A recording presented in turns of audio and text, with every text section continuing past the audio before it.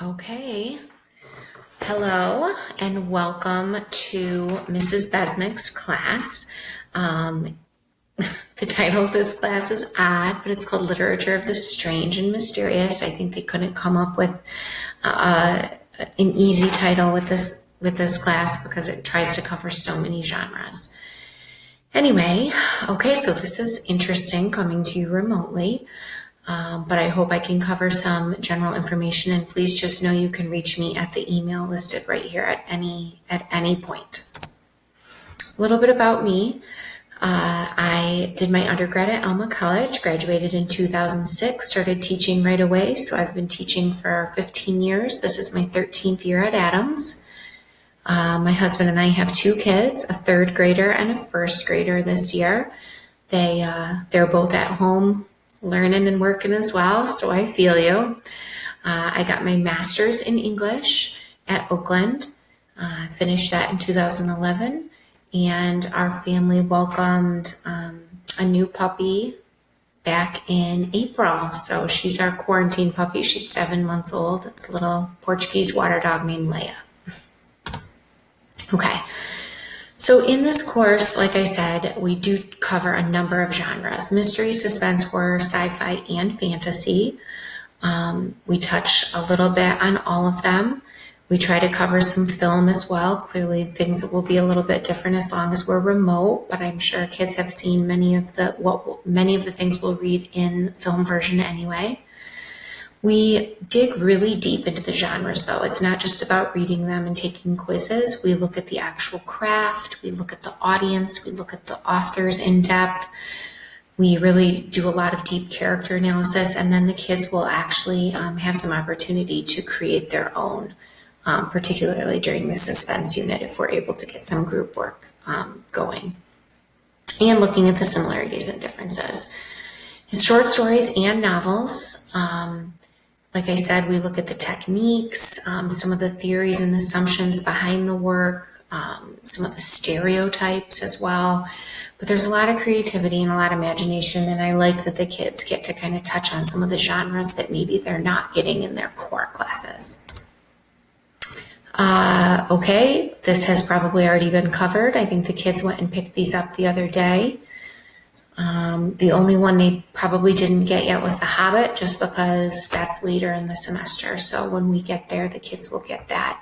If we're not back in person, they'll get that by pickup. My expectations, you guys, for late work, I always just tell kids it's better to ask, right? If it's something we've gone over together, clearly I can't then give them credit for it the next day if they're turning it in after we've gone over the answers, but I can be pretty flexible. We do a lot of projects though. We don't do any big formal essays, but we do projects. Usually projects that the kids know the due date well in advance. So that's why I say on here, unexcused late projects. We're not going to probably give more than that 60%. If there are extenuating circumstances and kids communicate with me though, I'll usually just knock off a few points or percentages every day or whatever. Group work communication though, because we do a lot of those projects, is key. Extra credit is an interesting policy in my class. This is on my syllabus. It's very rare that I'm just going to give them an assignment for extra credit, but they can come see me anytime and ask for some, and I'll find something pertaining to what we're doing. Again, we don't really know how this will shake out depending on how long we stay remote, but in a typical semester, it would be 40, 40, 20 with the marking periods and exam. Like I said, that's probably going to be in flux depending on how they handle things this year. But I'm sure administration will keep you guys in the loop.